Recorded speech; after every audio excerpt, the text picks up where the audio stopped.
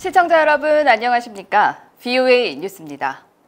한국과 북한이 유엔 안보리의 제재 면제 승인을 받아 남북 철도 연결 공동조사를 조만간 실시할 예정입니다. 그런데 이 작업은 한국 정부의 요청으로 이루어진 상징적인 조치일 뿐 실제 철도 연결은 비핵화 없이 진행되기 어려운 전혀 다른 문제라는 분석이 나왔습니다. 박승혁 기자가 보도합니다. 북한 경제 전문가인 윌리엄 브라운 교수는 북한에 들어가는 자금이나 물자가 이번에는 거의 없기 때문에 미국과 유엔이 제재 해제에 동의한 것으로 보인다며 마치 벌써부터 시베리아 횡단 철도가 개통된 것처럼 선전해선 안 된다고 지적했습니다. As it's kind of a ceremony, maybe that's okay, but it's important to keep facts straight, make very clear what is happening and what is not happening. 이어 실제로 공사를 추진한다면 누가 얼마나 내야 하는지 그에 따른 엄청난 비용 내역이 정확히 공개돼야 한다고 말했습니다. We have to keep our expectations low and be realistic about it, about what North Korea needs to do, about the expenses involved, who's going to pay for it. 제재 예외 인정은 실수라는 반응도 나왔습니다. 북한의 버티기 전술에 결국 국제사회가 또 양보를 했다는 지적입니다. I don't think South Korea should have gotten the exemption from the UN and US sanctions. Because North Korea has not taken any meaningful steps to give up its weapons. 남북 철도 연결 사업은 한국 내 정치용일 뿐 미국은 비핵화 진전으로 안 본다는 지적도 있습니다. I think President Moon Jae-in needs to show some progress for his own domestic popularity. The U.S. is not going to highlight that as the kind of progress that Washington is looking for in the denuclearization and peace process. 전문가들은 향후 실질적인 남북 철도 연결 사업에서는 비핵화 진전 없이 제재 면제를 기대하기는 어려울 것이라고 전망했습니다. VOA 뉴스 박승혁입니다. 유엔 안보리와 미국의 대북 제재는 북한 내부에 분명히 영향을 주고 있다고 주미 영국 대사가 밝혔습니다. 북한의 진정한 비핵화 조치가 있을 때까지 대북 제재가 계속돼야 한다고 강조했습니다. 조은정 기자입니다.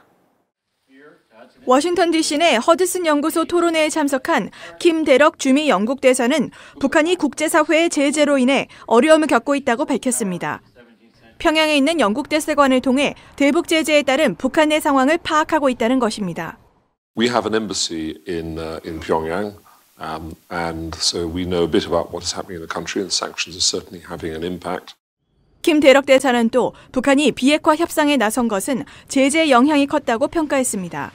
하지만 북한은 아직도 진정한 비핵화 조치를 보여주지 않고 있다면서 앞으로도 강력한 제재가 계속돼야 한다고 강조했습니다.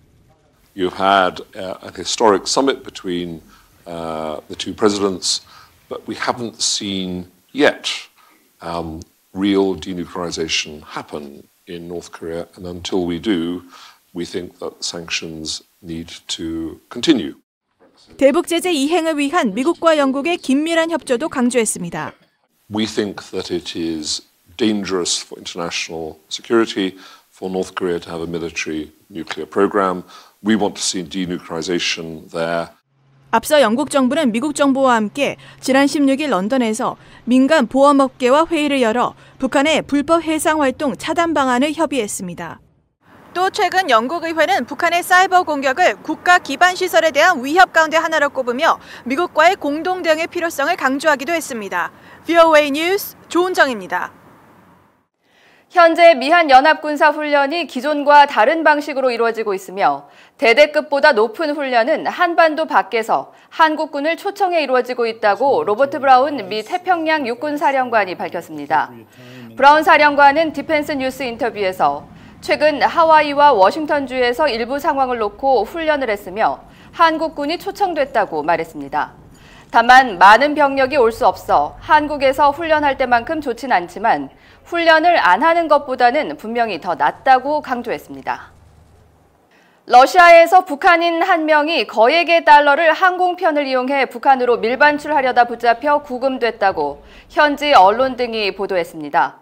러시아 블라디보스톡 세관은 북한인 한 명이 당국에 신고하지 않은 미화 19만 2천 달러와 1,000유로의 현금을 신발 상자에 포장한 뒤 평양행 항공편을 이용해 반출하려다 적발됐으며 관련법에 따라 처리할 예정이라고 밝혔다고 현지 언론 등이 전했습니다.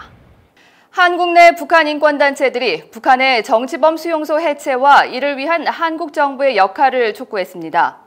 북한의 박해를 받는 사람들을 기억하는 사람들 자카르 코리아는 26일 서울에서 기자회견을 열어 탈북 후 강제 북송된 뒤 수용소에 감금된 가족의 사연 등을 밝히면서 북한의 정치범 수용소는 해체돼야 하며 한국 정부는 김정은 위원장과 이 문제를 다뤄야 한다고 강조했습니다.